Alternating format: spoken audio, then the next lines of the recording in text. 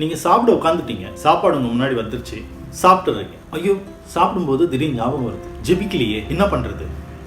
பரவாயில்ல, சாப்பிட்டு முடிச்சதுக்கப்புறம் தேவனே இந்த சாப்பாடை எனக்கு தந்ததுக்காக உமக்கு நன்றி அப்படின்னு சொல்லி ஜெபம் பண்ணி முடிங்க. உடனே ஐயோ நம்ம தேவனுக்கு நன்றி சொல்லாமல் சாப்பிட்டுட்டோமே, தேவன் நம்ம மேலே கோவப்படுவார்? இல்லைங்க. நாம் ஒரு விஷயத்தை நல்லா புரிஞ்சுக்கணும். வெளிப்படுத்தின விசேஷத்தின் புஸ்தகத்தில் நீ அனலாயாவது குளிராயாவது இருந்தால் நல்லது, இது ரெண்டும் இல்லாமல் நீ வெதுவெதுப்பாக இருந்தனா உன்னை வாந்தி பண்ணி போட்டுருவேன் அப்படின்னு சொல்லுவாங்க. அப்போ அனலாக இருக்கிறது ஆவிக்குரிய வாழ்க்கையின் வளர்ச்சி அப்படின்னு வச்சுக்கலாம், குளிராக இருக்கிறது உலகத்துக்குரிய வாழ்க்கை அப்படின்னு வச்சுக்கலாம்.